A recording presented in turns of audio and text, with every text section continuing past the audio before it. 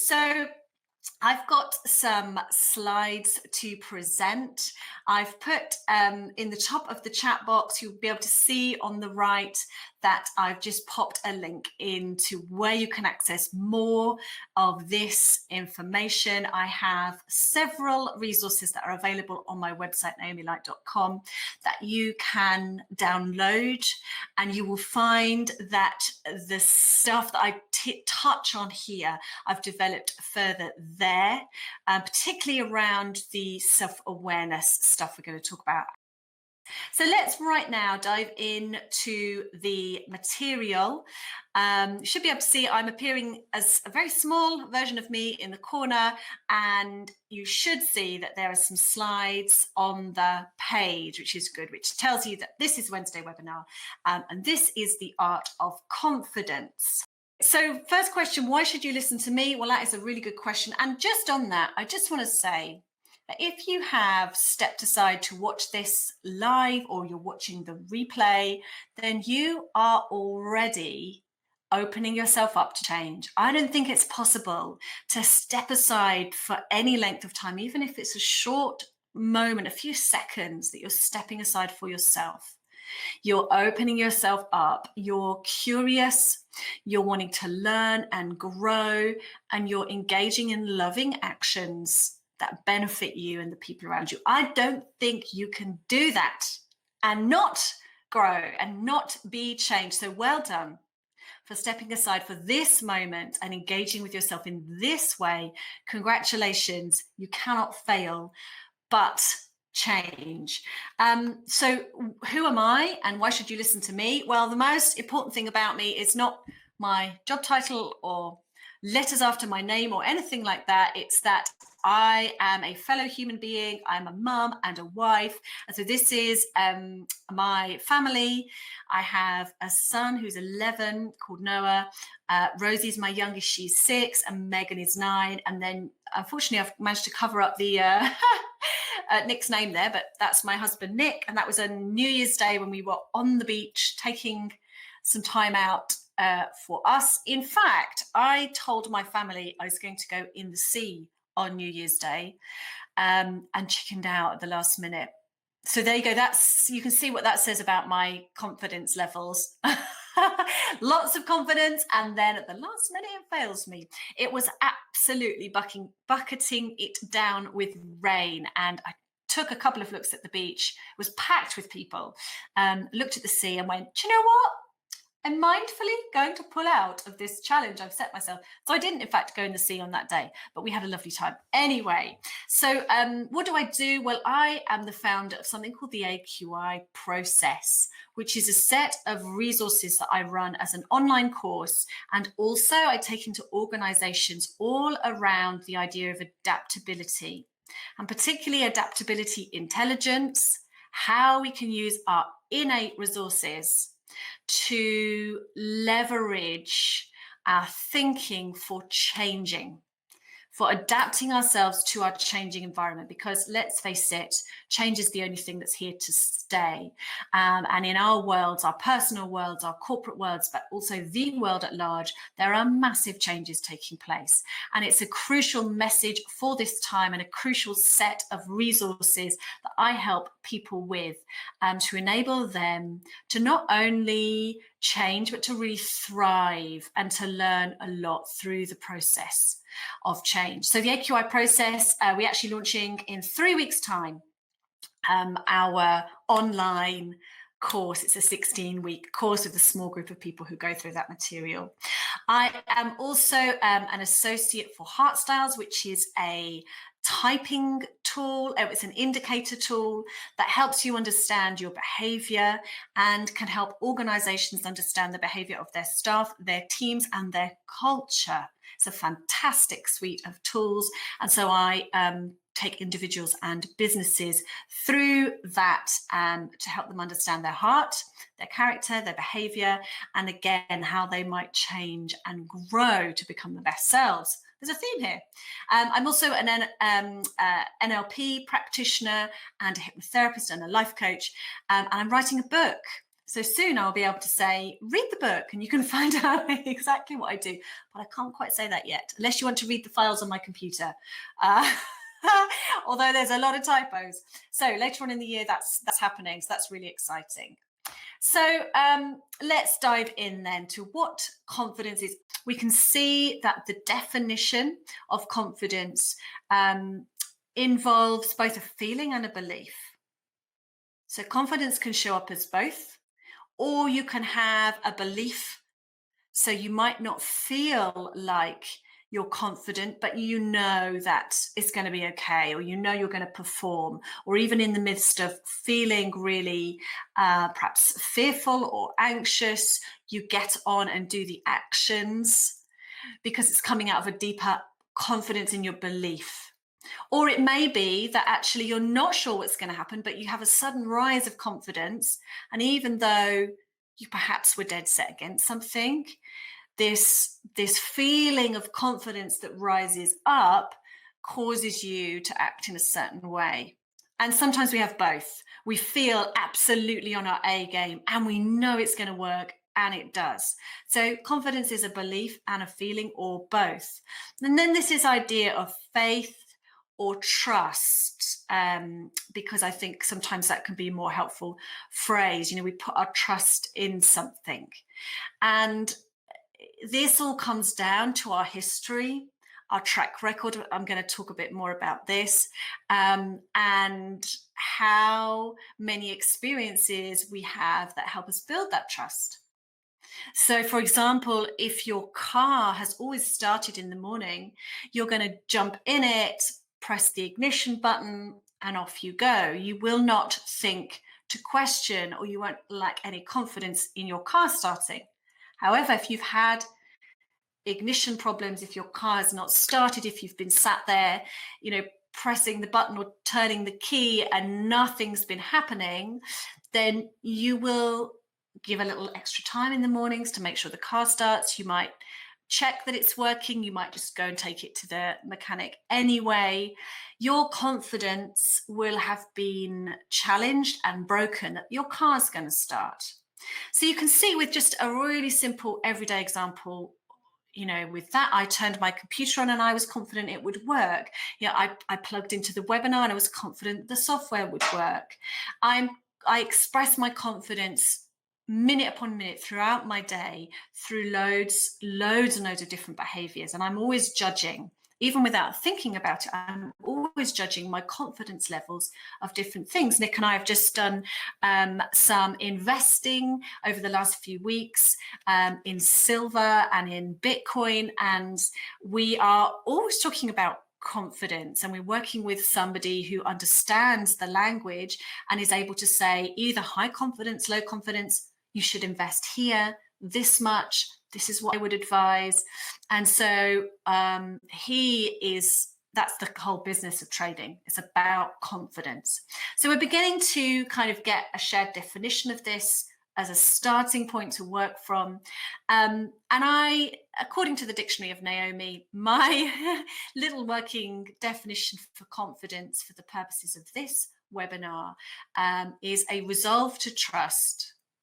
Somewhere inside of you, there's a resolve, whether that be a cognitive, conscious resolve, or it could just be a gut instinct, or it could be a feeling. You've resolved in your feelings, but you decide to trust. And that is confidence, from very, very small, jump in the car, drive to work, to the perhaps bigger, I'm going to take a financial risk here because my confidence is high enough, to the huge, gigantic, yes, I do say I will marry you because of my track record with you. I have confidence that this is going to be a good match for me and we're going to work well together as a couple. It's the whole gambit. Confidence is everywhere. So it's a really juicy topic for us to get into. I'm really interested how this works for you and what your experiences are. So then looking at the opposite of that, what confidence is not. And there are some big myths out there that I'm hoping to bust right now. so that you never have to be, in any illusion as to what confidence is not, because these things go around and I hear them all the time. So the idea that confidence is being in control, and we might look at somebody, say, who's got a lot of decision-making power, we might look at somebody who has been around, been in that sphere for a long time and think, well, they've got all the knowledge, they've got all the power, therefore of course they can be confident. But little old me, I don't know what I'm doing, I lack confidence. And that equating control with confidence is a myth. It's a myth. It doesn't mean that to have high confidence you have to have high levels of control. In fact, some of culturally, our greatest examples of people displaying confidence and others putting their confidence in them are in situations of high uncertainty. One famous example I'm thinking of is that in World War II, Winston Churchill gave a speech that has come to be known as "We will fight them on the beaches" speech. In 1940, he gave this speech, and he was actually doing two things when he gave the speech. One, he was letting people know about the threat of Nazi invasion. So, I mean, just if you're talking about scales of uncertainty, you have got to tell the nation that there is a possibility that they may be invaded by an unfriendly neighboring force. There you go, chaos.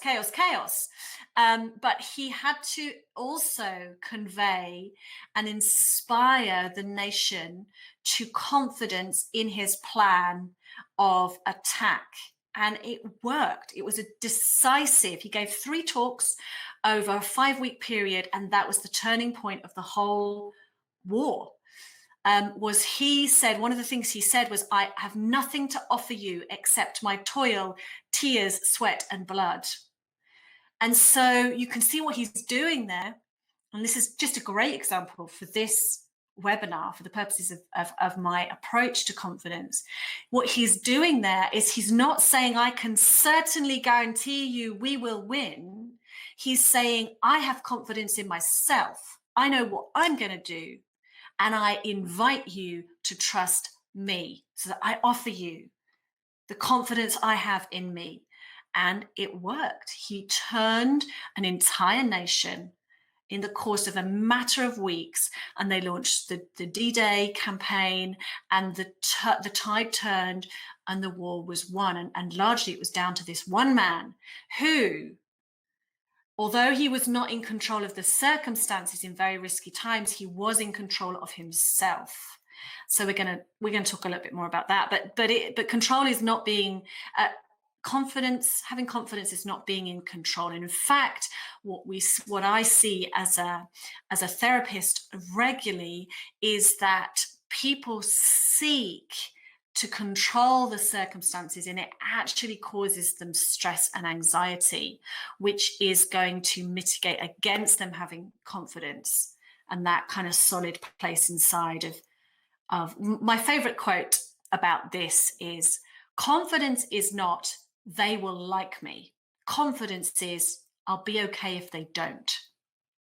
So it's putting your trust and your faith, your feelings or your belief of faith and trust in yourself based on a track record of, "I'll be okay.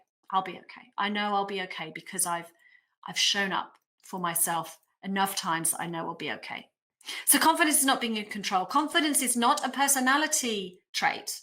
It's just not there. There's five, the big 5, they're called, indicators of personality, and everybody has the unique mix of those 5.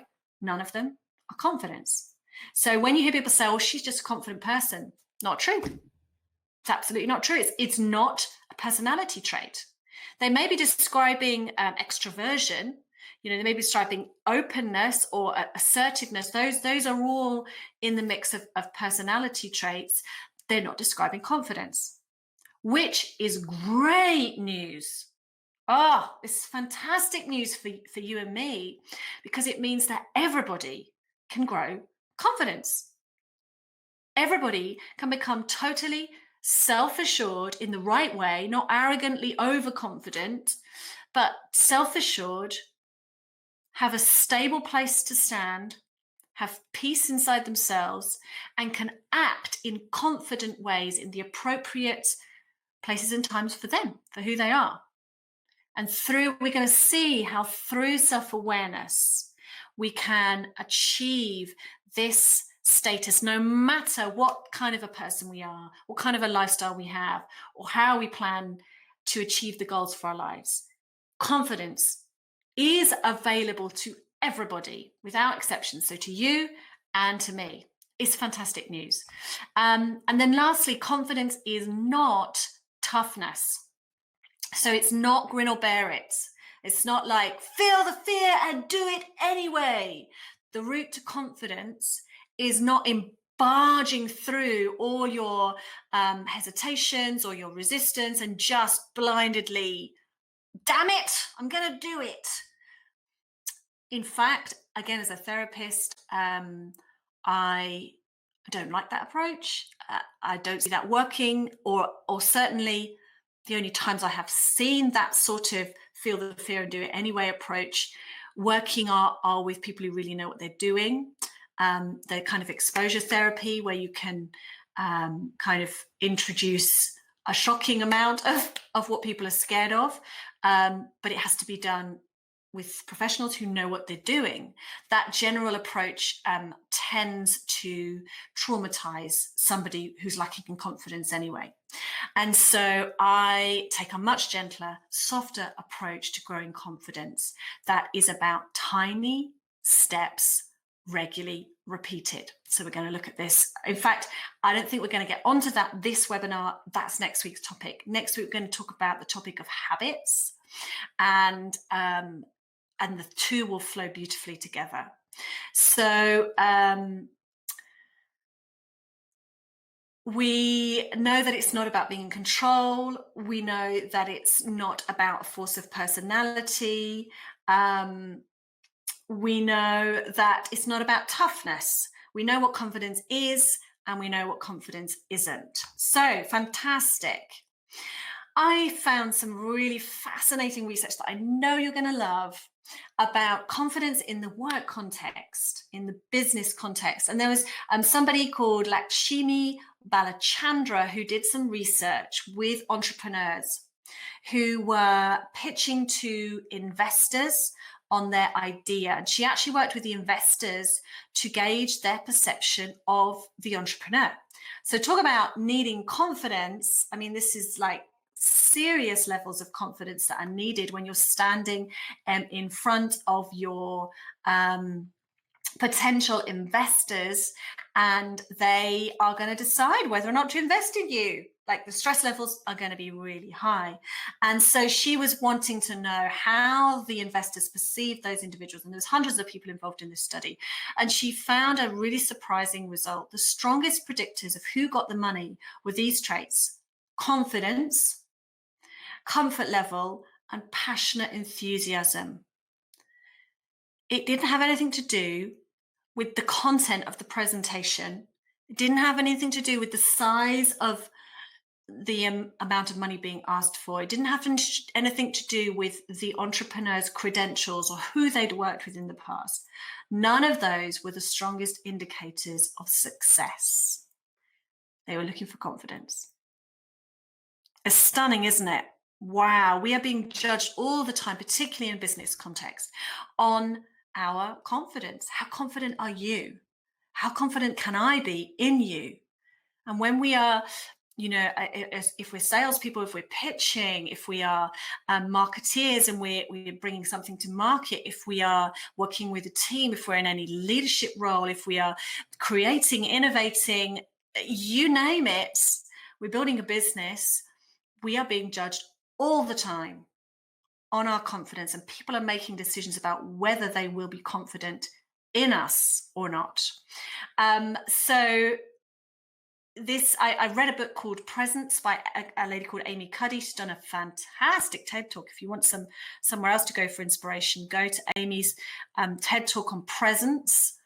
And she had worked with Balachandra on this data, and it was really interesting to work out that the types of things that were showing up for these entrepreneurs in their moment of stress, in terms of confidence, was the way that they presented. It's all about their presence, how fully they were showing up, how much they were able to think about enjoying themselves, not how they were coming across. And the more disconnected they were, and the more they were kind of holding back in the presentation, the less confident they appeared. So fascinating research that can really give us some clues into how we can grow confidence. So this is how I interpret that study. We subconsciously assess others for trustworthiness based on how well their verbal communication matches with their body language and facial expressions. We are looking for coherence. The secret, I believe, to growing confidence is to being able to master inner coherence. If we can master inner coherence, if we can have coherence through the levels of ourself and also through the channels of communication that we have with others, we will appear to and experience confidence. So to kind of help us look at what this might be like, I've got a couple of things. So I've created this diagram which indicates some of the ways that we appear to others, some of the channels of communication this is really. There's a lot here. And I don't want to get too bogged down with this, how we appear to others. I want to spend most of the webinar focusing on how we show up for ourselves. And next week and the week after, we're going to delve into that more. But this image shows that our verbal communication, the words that we say, our tone of voice, how we sound, our facial expressions, and also our body language are four primary, studies will talk about those and say how much percentage of each of those actually is people are reading.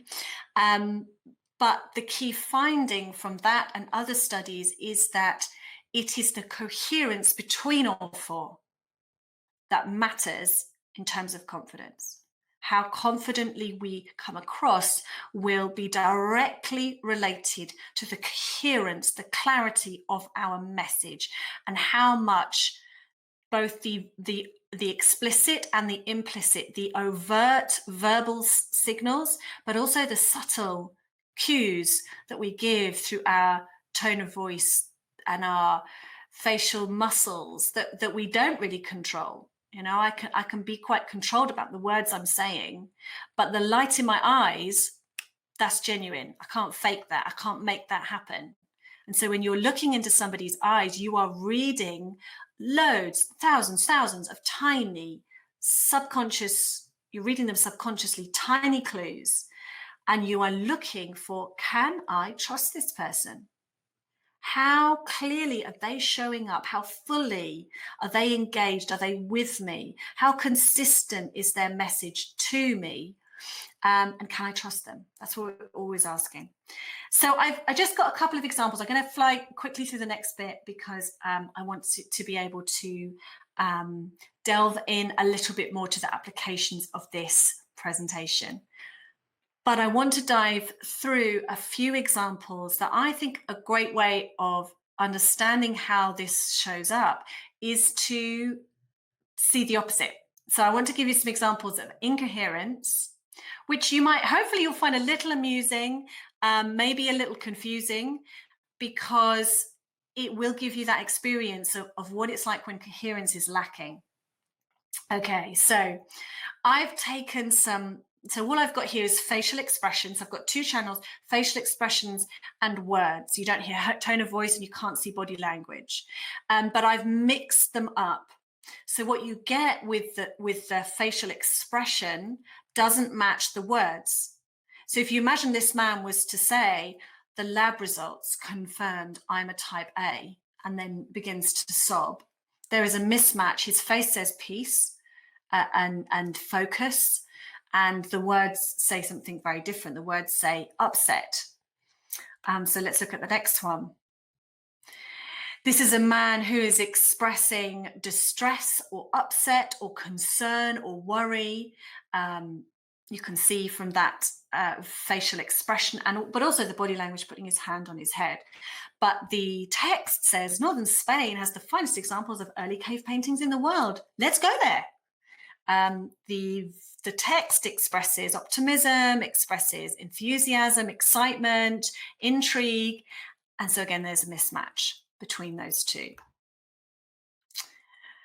I quite like this one because the facial expression has got a very come to bed with me look about it, intensity, admiration, love. It's quite sexual, lots of skin. And the text says the cat has his flea injections at the vet today. So I quite like that one. That's a funny mismatch. And then lastly, the facial expressions say aggression, anger. You might think this man was just about to stab you. And the text says Love Island is my favorite one. So we can get quite amusing with the incoherence that we can portray. And actually, you know, it has been used very cleverly. I mean, the comedic value, actually, when comics have the timing right and they surprise you with something you weren't expecting, the result is hilarity. You know, we laugh at their comedians on stage. But also, you know, we call con artists, the actual word for that is confidence artists, because if people can trick us and give us all the right clues, but actually then surprise us with, say, a magic trick or something like that, we can find that very entertaining. It's because all the time, these assessments of how well we can trust somebody else or something else as well, it works in brand and advertising. You know, Ron Seal, everybody knows the strapline to that. Yeah, you're probably saying it right now, wherever you are. It does what it says on the tin. That is an example of marketing based on confidence. There is a coherence. What you see on the tin is what you get in the results of the product. They match up. You can trust us. It does what it says on the tin. So we put our confidence. It's also a brilliant, you know, piece of advertising genius. But we put our confidence in the brand based on the coherence. Does it look like what I discover when I use this product or this service or I engage with this brand? And so marketers are always asking that question: is how can people be confident in us? And we can think about it for ourselves. How can people be confident in me? How can I be confident in myself?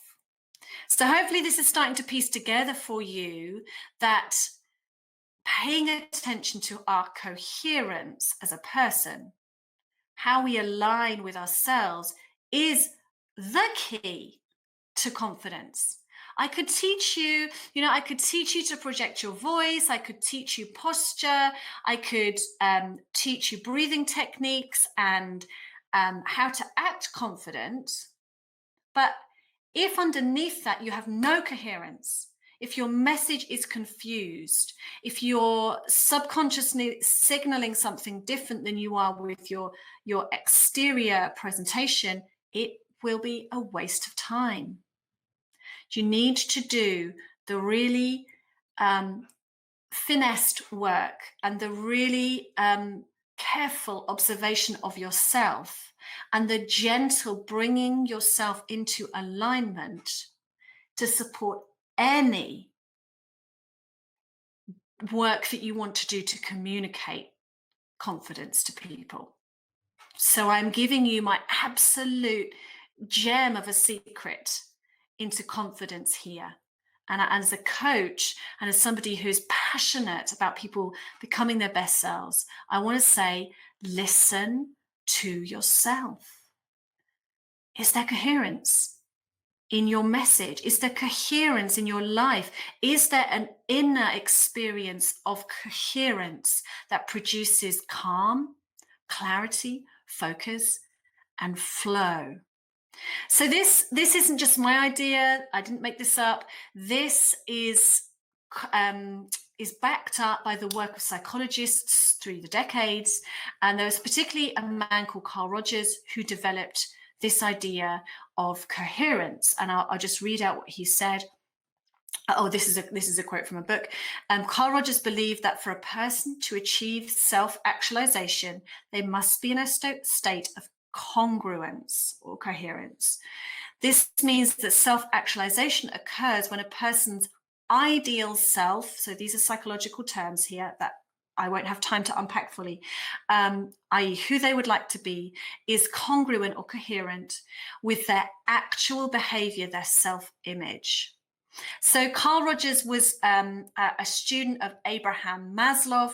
Maslow was a very, very famous psychologist who developed the idea of this hierarchy of needs and self-actualization being the pinnacle of human needs, i.e. to express ourselves and to fully realize who we are and our potential was at the top of the tree.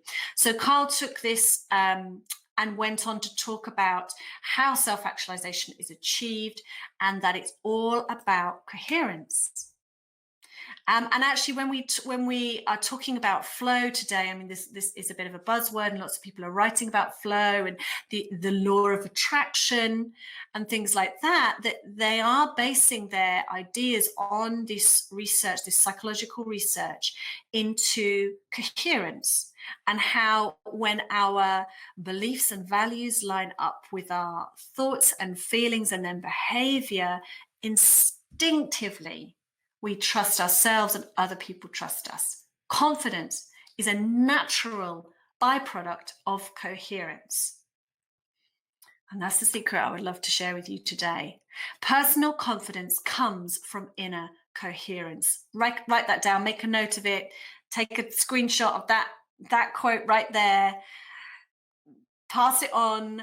Personal confidence comes from inner coherence. So when you see that sportsman on the start line and you see his whole body is primed for action, and you can see his psyche is absolutely fine-tuned and he has fixed his gaze on the finish line and he is going to win that race, or get his PB or whatever it is he's going after, that confidence that you see, the poise, the presence that you see showing up in every channel of communication that he has got, that comes from the work of coherence that he has done in practice day after day with his coach and his sports psychologist, so that he can deliver when it counts and he has the confidence to really perform at his best. So we know this is true, but what we're able to do right now in this webinar is to apply that insight to our own lives and think about some of the ways. What I'm now going to do is present to you a number of different possible outcomes that you may never have thought relate to confidence, or could be ways that you can grow your confidence, regain confidence if it's been lost. And let me just say this, that if you have had experienced crushing blows, big disappointments, lots of little disappointments, sometimes it can be death from 1,000 paper cuts. If you have sustained, body blows to your confidence and you feel crushed and you feel low, be really gentle with yourself. You are a dynamic living organism. You are a sacred, precious human being. And you need to treat yourself ever so kindly and ever so gently. And whatever you do first to regain confidence has to be gentle, careful, deliberate, but small. And over the couple of weeks coming, I'm going to show you how really small actions that you repeat regularly are a guaranteed pathway to come out of anxiety and out of hopelessness and out of crushing self-doubt, and find the confidence that is rightfully yours as a human being. It's yours. And reestablish your track record with yourself. It can be done. You can do it. I'm going to help you. But it needs to be gentle, it needs to be slow, and it needs to be intentional. So let's look then at how we've kind of looked at the exterior, we've looked at the 4 channels of communication and how other people can buy into us. But you know what they're buying into is your own self-confidence. And this is a real challenge for any of us. All of us, whether we're in business or whether we work for an organization or we've got friends, we want to do stuff in life. All of us, we need to grapple with our self-confidence. And you will know, the imposter syndrome tells us there's only certain degree to which we can fake it. Sometimes I'm a great believer in faking it till you make it. Sometimes I think that actions lead, we're going to come onto this in the next slide, but the actions lead to the right feelings and the right thoughts. Sometimes the actions come first, but you can only push that so far until you actually start to feel quite afraid, and you can traumatize yourself by faking it and then fearing that you're going to be found out. So there's good ways to apply that principle. Fake it till you make it. Kind of just do the actions anyway, and the feelings will come. But you can also build on the feelings that then the natural confident actions follow, and you find yourself going, flipping heck, I just did that. Check me out. Wow. And you realize, flipping heck, I'm acting confident. I'm even convincing myself, damn it. And that's fun. That's really fun when that happens. I hope you have those experiences soon. So we have a simple flow diagram, purpose, which is our overarching reason for being. By the way, if you don't have an overarching sense of purpose, don't panic.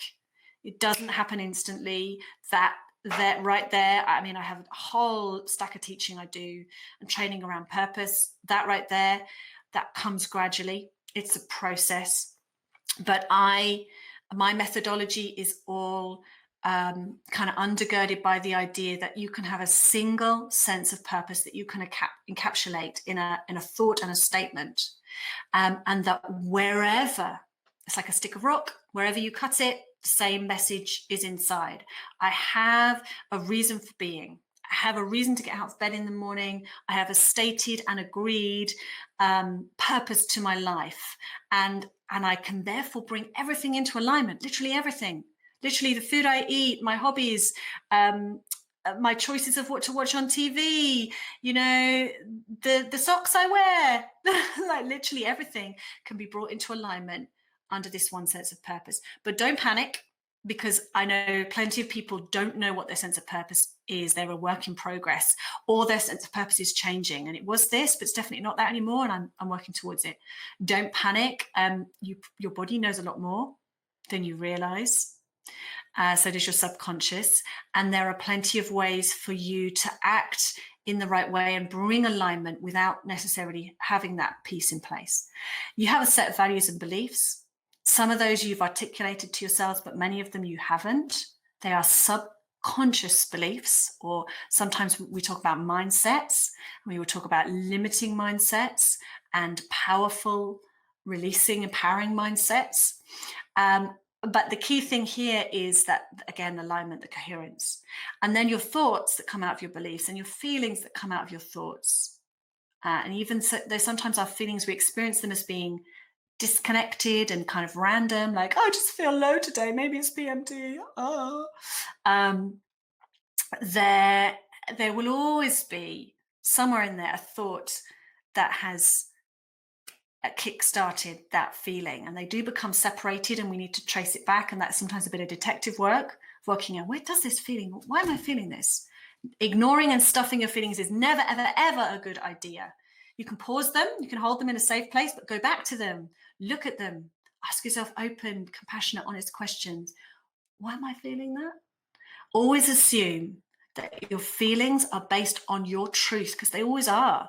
It's true for you somewhere. It might not be factually true. You might, have the perception that your boss hates you, and actually that's a load of garbage, because our brains produce a fair bit of garbage. We'll come onto that too. But treat that feeling with respect. and trace it back, do the work of tracing it back to where it's come from. I'm going to talk about this too. Oh my goodness, so much to cover, so little time. So our feelings and then our behavior, that's fairly straightforward. We all understand behavior, and the right behaviors get us the right results. And sometimes it's very, very, very difficult to get ourselves to do the right behaviors. Sometimes just that chocolate bar looks so appealing and the gym clothes just look so unappealing. But actually, it's not straight line at all. It looks like this. This is how we experience this. And everything relates to everything else. And it's all a big jumble inside of us. What it feels like most of the time is a mess. Even when we have coherence, we are a massive interconnected web of things. And we've got to treat it lovingly and embrace it and accept it and enjoy being in our own skin, enjoy the journey of growth, because there's no such things as linear progression in personal development. Trust me, that just doesn't happen.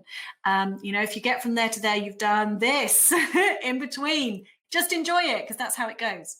So I just thought I'd give a couple of examples before we move on, because I'm aware we've already been chatting for nearly 50 minutes. In fact, no, I'm not going to give the examples here. I've got some great examples, but I am going to just move on to how we might apply this in different ways. And thinking the whole time about how we can increase our coherence, how our beliefs can line up with our purpose, how our thoughts can line up with our beliefs, how our feelings can line up with our thoughts, and how then our actions can line up with our feelings. So here are some things to think about. In order to achieve coherence, we need clarity. We need to see clearly what's happening. We need to be able to increase our self-awareness. We need to have clarity in terms of what next right actions will enhance our confidence, our personal confidence.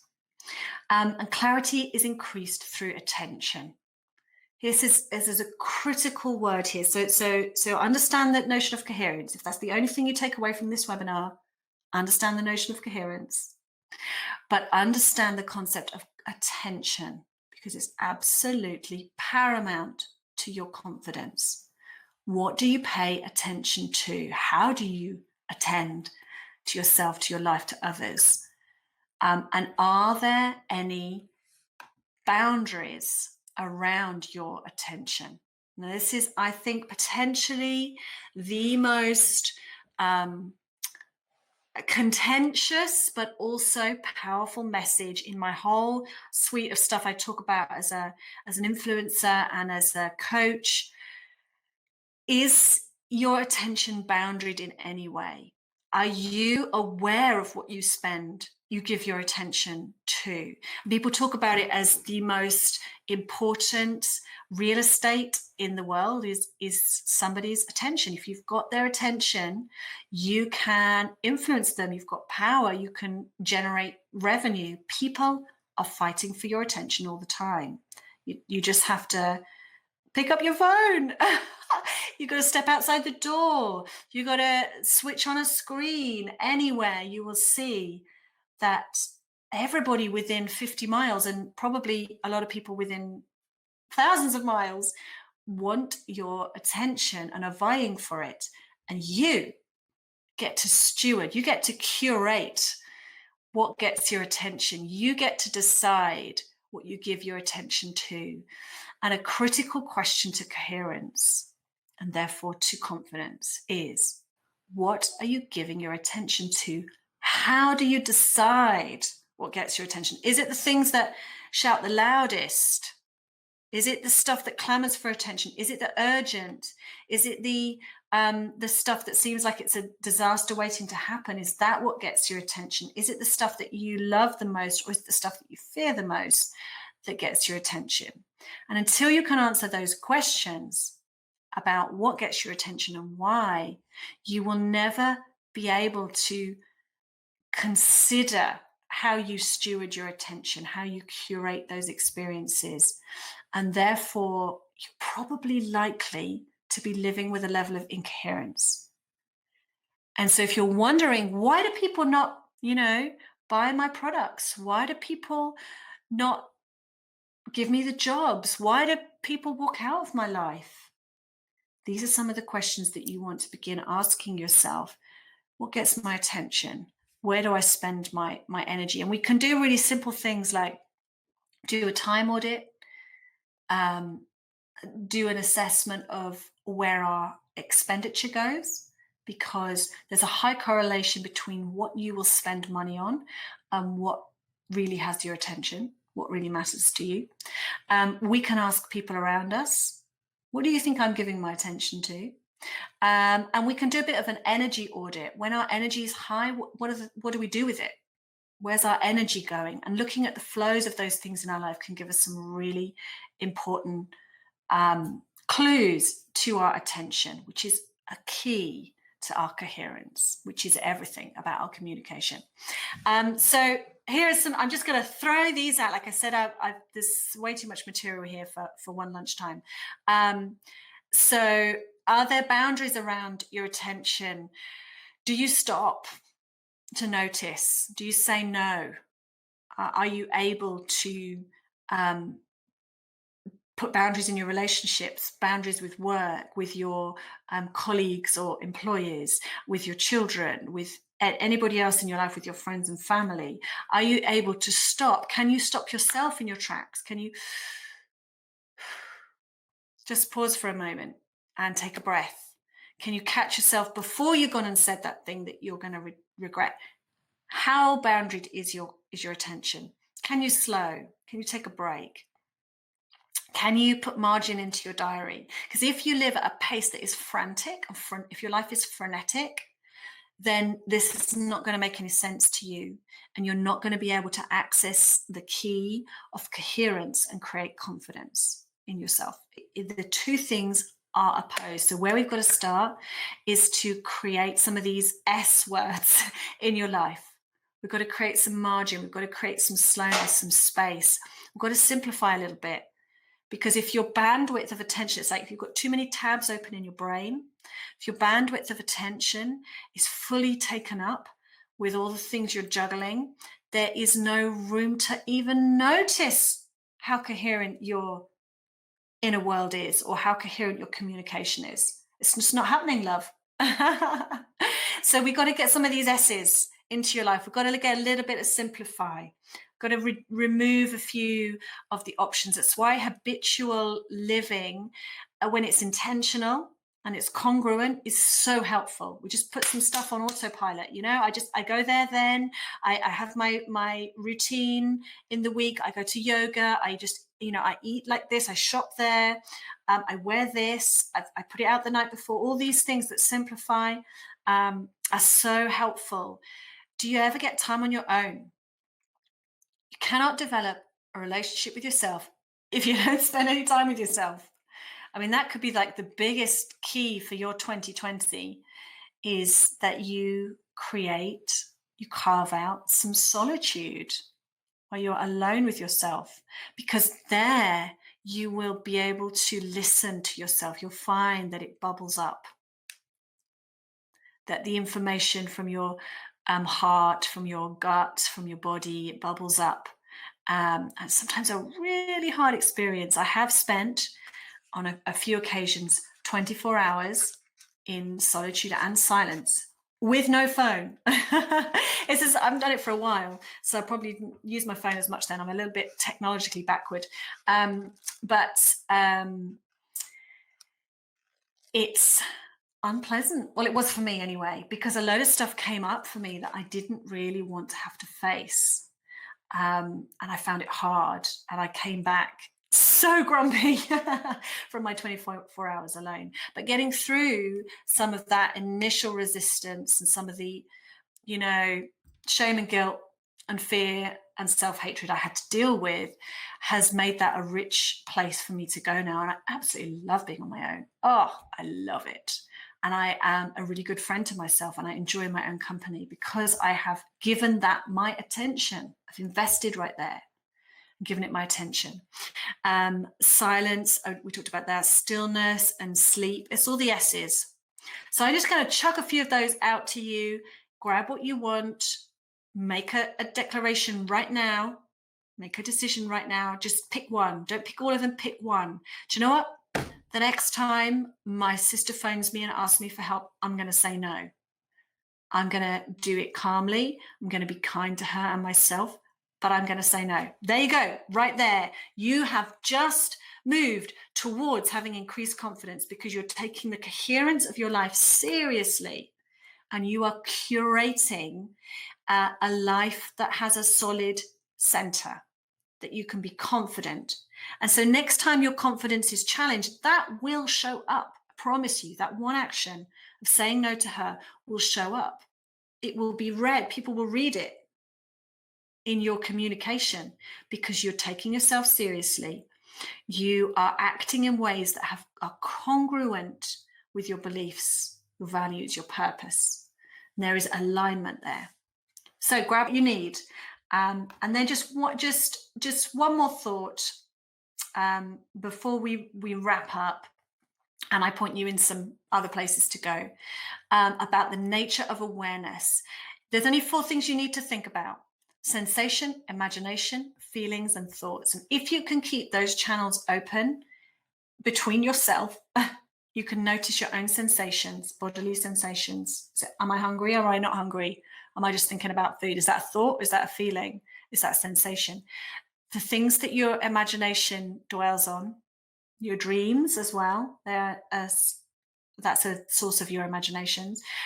Your feelings, keep a feelings journal. Just write down, angry right now.